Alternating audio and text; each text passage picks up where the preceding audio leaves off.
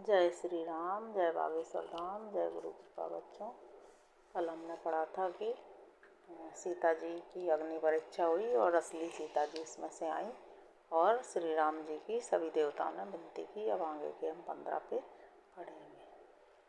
बागेश्वर धाम निराला, बैठे जहाँ बजरंग वाला, भक्तों के हरते सब कष्ट हैं। जय श्री राम। जब शिव जी विनती करके चले गए तब विभीषण जी प्रभु के पास आए और चरणों में सिर नवाकर कोमल वाणी से बोले, हे सांग्र धनुष के धारण करने वाले प्रभु, मेरी विनती सुनिए। आपने कुल और सेना सहित रावण का वध किया, त्रिभुवन में अपना पवित्र यश फैलाया और मुझ दीन पापी, बुद्धिहीन और जातिहीन पर बहुत प्रकार से कृपा की। अब हे प्रभु, इस दास के घर को पवित्र कीजिए और वहां चलकर स्नान कीजिए, जिससे युद्ध की थकावट दूर हो जाए। हे कृपालु, खजाना, महल और संपत्ति का निरीक्षण कर प्रसन्नता पूर्वक वानरों को दीजिए। हे नाथ, मुझे सब प्रकार से अपना लीजिए और फिर हे प्रभु, मुझे साथ लेकर अयोध्यापुरी को पधारिए। विभीषण जी के कोमल वचन सुनते ही दीनदयाल प्रभु के दोनों विशाल नेत्रों में जल भर आया। श्री राम ने कहा, हे भाई सुनो, तुम्हारा खजाना और घर सब मेरा ही है, यह बात सच है। पर भरत की दशा याद करके मुझे एक एक पल कल्प के समान बीत रहा है। तपस्वी के वेश में क्रस शरीर से निरंतर मेरा नाम जप कर रहे हैं। हे सखा, वही उपाय करो जिससे मैं जल्दी से जल्दी उन्हें देख सकूं।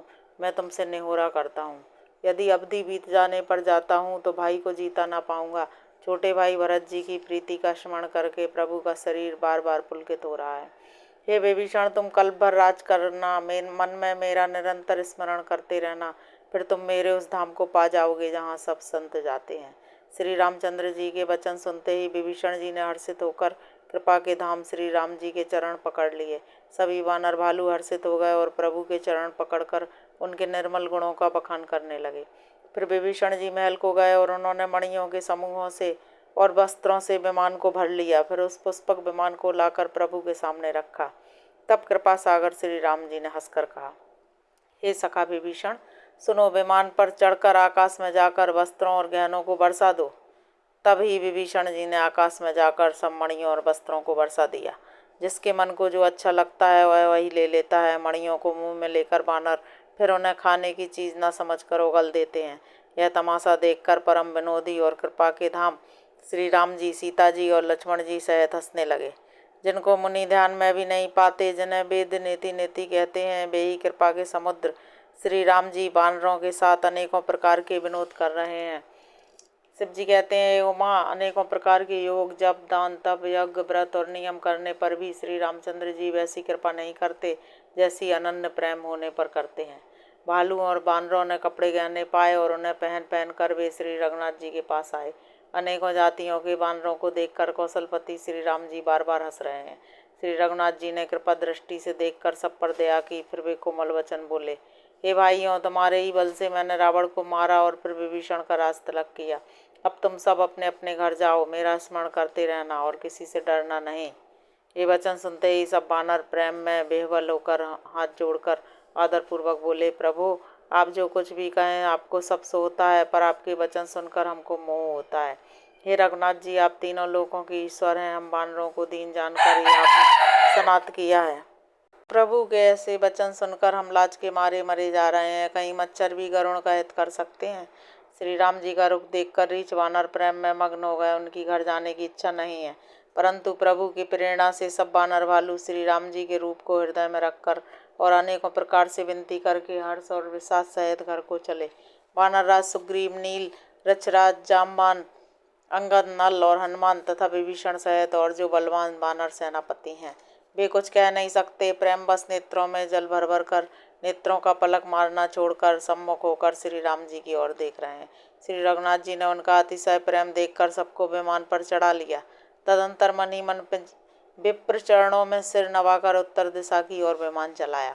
विमान के चलते समय बड़ा शोर हो रहा है। सब कोई श्री रघुवीर की जय कह रहे हैं। विमान में एक अत्यंत ऊंचा मनोहर सिंहासन है। उस पर सीता जी सहित प्रभु श्री रामचंद्र जी विराजमान हो गए। पत्नी सहित श्री राम जी ऐसे सुशोभित हो रहे हैं मानो सुमेरु के शिखर पर बिजली सहित श्याम मेघ हो। सुंदर विमान बड़ी शीघ्रता से चला।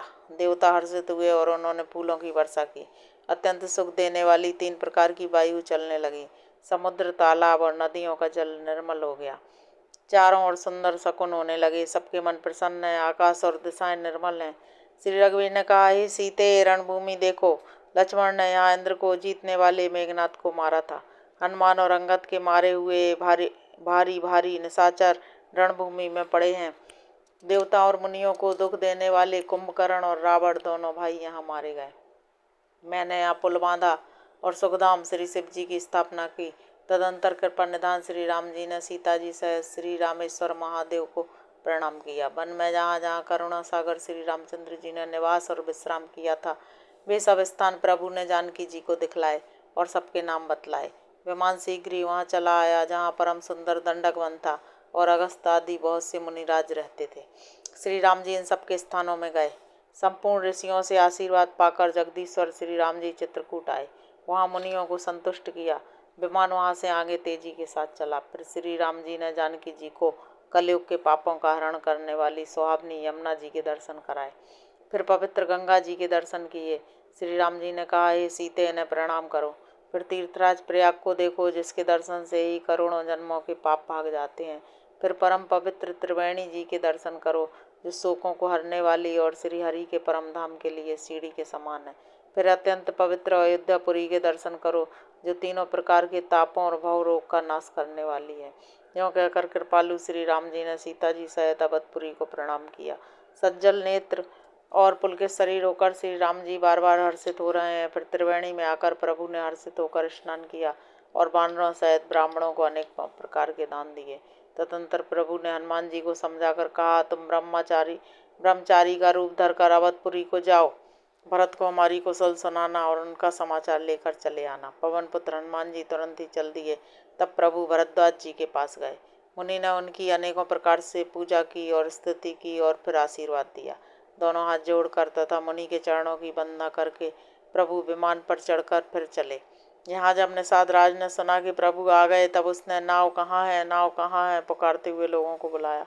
इतने में ही विमान गंगा जी को लाकर आ गया और प्रभु की आज्ञा पाकर वह किनारे पर उतरा। तब सीता जी बहुत प्रकार से गंगा जी की पूजा करके फिर उनके चरणों पर गिरी। गंगा जी ने मन में हर्षित होकर आशीर्वाद दिया, हे सुंदरी, तुम्हारा सुहाग अखंड हो। भगवान के तट पर उतरने की बात सुनते ही निषाद राज गोह प्रेम में बेबल होकर दौड़ा। परम सुख से परिपूर्ण होकर वह प्रभु के समीप आया और श्री जानकी जय प्रभु को देखकर वह पृथ्वी पर गिर पड़ा। उसे शरीर की सुधि न रही। श्री रघुनाथ जी ने उसका परम प्रेम देखकर उसे उठाकर हर्ष के साथ हृदय से लगा लिया। सुजानों के राजा लक्ष्मीकांत कृपा निधान भगवान ने उसको हृदय से लगा लिया और अत्यंत निकट बैठकर कुशल पूछी। वह विनती करने लगा, आपके जो चरण कमल ब्रह्मा जी और शंकर जी से सेवित हैं, उनके दर्शन करके मैं अब सकुशल हूँ। हे सुखधाम, हे पूर्ण काम श्री राम जी, मैं आपको नमस्कार करता हूँ, नमस्कार करता हूँ। सब प्रकार से नीच उस निषाद को भगवान ने भरत जी की भांति हृदय से लगा लिया। तुलसीदास जी कहते हैं, इस मंद बुद्धि ने मोहवश उस प्रभु को बुला दिया। रावण के शत्रु का यह पवित्र करने वाला चरित्र सदा ही श्री राम जी के चरणों में प्रीति उत्पन्न करने वाला है। यह कामादि विकारों का हरने वाला और विशेष ज्ञान उत्पन्न करने वाला है। देवता, सिद्ध और मुनि आनंदित होकर इसे गाते हैं। जो सुजान लोग श्री रघुवीर की समर विजय संबंधी लीला को सुनते हैं, उनको भगवान नित्य विजय, विवेक और विभूति देते हैं। अरे मन, अब विचार करके देख, यह कलिकाल पापों का घर है। इसमें श्री रघुनाथ जी के नामों को छोड़कर दूसरा कोई आधार नहीं है। लंका कांड समाप्त हुआ। सुंदर उत्तरकांड शुरू है। मोर के कंठ की आभा के समान नीलवर्ण देवताओं में श्रेष्ठ ब्राह्मण के चरण कमल के चिन्ह से सुशोभित, शोभा से पूर्ण, पीताम्बरधारी, कमल नेत्र, सदा परम प्रसन्न, हाथों में बाण और धनुष धारण किए हुए वानर समूह से युक्त भाई लक्ष्मण जी से सेवित, स्तुति किए जाने योग्य श्री जानकी जी के पति, रघुकुल श्रेष्ठ पुष्पक विमान पर सवार श्री रामचंद्र जी को मैं निरंतर नमस्कार करता हूँ। कौशलपुरी के स्वामी श्री रामचंद्र जी के सुंदर और कोमल दोनों चरण कमल ब्रह्मा जी और शिव जी के द्वारा वंदित हैं। श्री जानकी जी के कर कमलों से दुलराए हुए हैं और चिंतन करने वाले के मन रूपी भौरे के नित्य संगी हैं। अर्थात चिंतन करने वालों का मन रूपी भ्रमण सदा उन चरण कमलों में बसा रहता है। कुंद के फूल, चंद्रमा और शंख के समान सुंदर गौरवर्ण जगत जननी श्री पार्वती जी के पति वांछित फल के देने वाले, दया करने वाले, सुंदर कमल के समान नेत्र वाले, कामदेव से छुड़ाने वाले श्री शंकर जी को मैं नमस्कार करता हूँ। अवधि का एक ही दिन बाकी रह गया, अतएव नगर के लोग बहुत आतुर हो रहे हैं। राम के वियोग में दुबले हुए स्त्री पुरुष जहाँ तहाँ सोच कर रहे हैं। इतने में ही सब सुंदर शकुन होने लगे और सबके मन प्रसन्न हो गए।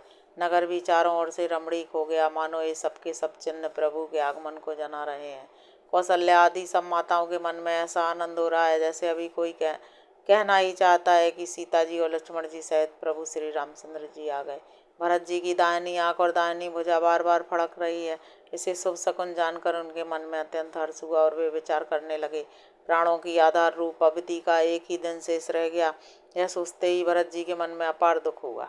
क्या कारण हुआ कि नाथ नहीं आए? प्रभु ने कुटिल जानकर मुझे कहीं बुला तो नहीं दिया?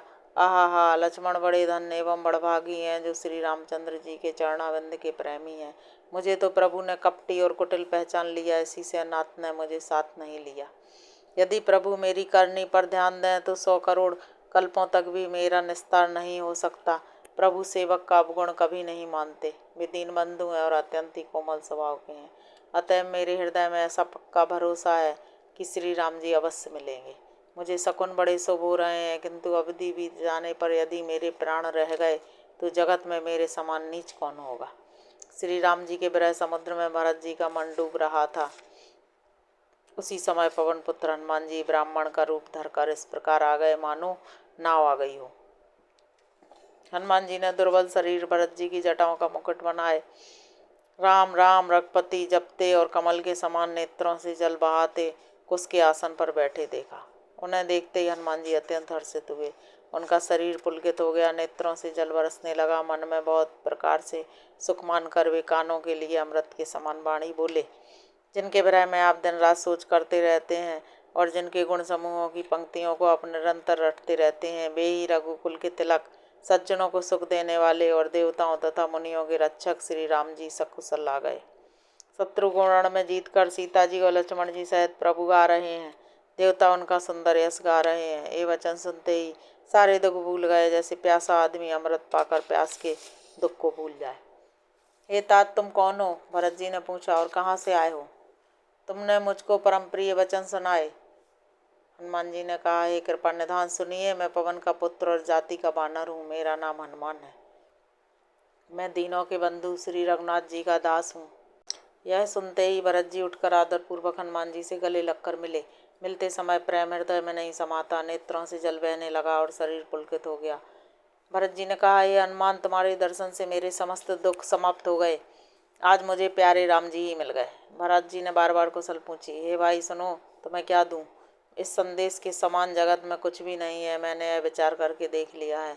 हे तात, मैं तुमसे किसी प्रकार भी ऊरण नहीं हो सकता। अब मुझे प्रभु का चरित्र सुनाओ। तब हनुमान जी ने भरत जी के चरणों में मस्तक नवाकर श्री रघुनाथ जी की सारी गुणगाथा कही। भरत जी ने पूछा, हे हनुमान, कहो, कृपालु स्वामी श्री रामचंद्र जी कभी मुझे अपने दास की तरह याद भी करते हैं? रघुवंश के भूषण श्री राम जी क्या कभी अपने दास की भांति मेरा स्मरण करते रहे हैं? भरत जी की अत्यंत नम्र वचन सुनकर हनुमान जी पुलकित शरीर होकर उनके चरणों पर गिर पड़े। जो चराचर के स्वामी हैं, वे श्री रघुवीर अपने श्री मुख से जिनके गुण समूहों का वर्णन करते हैं, वे भरत जी ऐसे विनम्र, परम पवित्र और सद्गुणों के समुद्र क्यों ना हो। हे नाथ, आप श्री राम जी को प्राणों के समान प्रिय हैं। हे तात, मेरा वचन सत्य है। यह सुनकर भरत जी बार बार मिलते हैं। हृदय में हर्ष समाता नहीं है। फिर भरत जी के चरणों में सिर नवाकर हनुमान जी तुरंत ही श्री राम जी के पास गए और जाकर उन्होंने सब कुशल कही। तब प्रभु हर्षित होकर विमान पर चढ़कर चले। इधर भरत जी भी हर्षित होकर अयोध्यापुरी में आए और उन्होंने गुरु जी को सब समाचार सुनाया। फिर राजमहल में खबर जनाई कि श्री रघुनाथ जी कुशल पूर्वक नगर को आ रहे हैं। खबर सुनते ही सब माताएं उठ दौड़ी। भरत जी ने प्रभु कुशल कहकर सबको समझाया। नगर निवासियों ने यह समाचार पाया तो स्त्री पुरुष सभी हर्षित होकर दौड़े। दही, दूब, गोरोचन, फल फूल और मंगल के मूल, नवीन तुलसी दल आदि वस्तुएं सोने के थालों में भर भर कर हथनी की सी चाल वाली सौभाग्यवती स्त्रियां गाती हुई चलीं। जो जैसे हैं वे वैसे ही उठ दौड़ते हैं। बालकों और बूढ़ों को कोई साथ नहीं लाते। एक दूसरे से पूछते हैं, भाई तुमने दयालु श्री रघुनाथ जी को देखा है? प्रभु को आते जानकर अवधपुरी संपूर्ण शोभाओं की खान हो गई। तीनों प्रकार की सुंदर वायु बहने लगी। सरयू जी अति निर्मल जल वाली हो गईं। गुरु वशिष्ठ जी, कुटुंबी, छोटे भाई शत्रुघ्न तथा ब्राह्मणों के समूह के साथ हर्षित होकर भरत जी अत्यंत प्रेम पूर्ण मन से कृपाधाम श्री राम जी के सामने चले। बहुत सी स्त्रियां अटारियों पर चढ़ी आकाश में विमान देख रही हैं और उसे देखकर हर्षित होकर मीठे स्वर से सुंदर मंगल गीत गा रही हैं। श्री रघुनाथ जी पूर्णिमा की चंद्रमा है तथा अवधपुर समुद्र है, जो उस पूर्ण चंद्र को देखकर हर्षित हो रहा है और शोर करता हुआ बढ़ रहा है। स्त्रियां उसकी तरंगों के समान लगती हैं। यहाँ सूर्यकुल रूपी कमल के प्रफुल्लित करने वाले सूर्य श्री राम जी वानरों को मनोहर नगर दिखला रहे हैं। हे सुग्रीव, हे अंगद, हे लंकापति विभीषण, सुनो, यह पुरी पवित्र है और यह देश सुंदर है। यद्यपि सबने वैकुंठ की बड़ाई की है, यह वेद पुराणों में प्रसिद्ध है और जगत जानता है, परंतु अवधपुरी के समान मुझे वह भी प्रिय नहीं है। यह बात कोई कोई जानते हैं। यह सुहावनी पुरी मेरी जन्मभूमि है। इसके उत्तर दिशा में पवित्र करने वाली सरयू नदी बहती है, जिसमें स्नान करने से मनुष्य बिना ही परिश्रम मेरे समीप निवास पा जाते हैं। यहाँ के निवासी मुझे बहुत ही प्रिय हैं। यह पुरी सुख की राशि और मेरे परम धाम को देने वाली है। प्रभु की वाणी सुनकर सब वानर हर्षित हुए। जिस अवध की स्वयं श्री राम जी ने बड़ाई की वह धन्य है। कृपा सागर भगवान श्री रामचंद्र जी ने सब लोगों को आते देखा तो प्रभु ने विमान को नगर के समीप उतरने की प्रेरणा की। तब वह पृथ्वी पर उतरा। विमान से उतरकर प्रभु ने पुष्पक विमान से कहा कि तुम अब कुबेर के पास जाओ। श्री राम जी की प्रेरणा से वह चला। उसे हर्ष और प्रभु श्री रामचंद्र जी से अलग होने का अत्यंत दुख हुई। भरत जी के साथ सब लोग आए। श्री रघुवीर के वियोग से सबके शरीर दुबले हो रहे हैं। प्रभु ने वामदेव, वशिष्ठ आदि मुनि श्रेष्ठों को देखा तो उन्होंने धनुष बाण पृथ्वी पर रखकर छोटे भाई लक्ष्मण जी सहित दौड़कर गुरु जी के चरण कमल पकड़ लिए। उनके रोम रोम अत्यंत पुलकित हो रहे हैं। मुनिराज वशिष्ठ जी ने उन्हें गले लगाकर कुशल पूछी। आप ही की दया में हमारी कुशल है। धर्म की धुरी धारण करने वाले रघुकुल के स्वामी श्री राम जी ने सब ब्राह्मणों से मिलकर उन्हें मस्तक नवाया।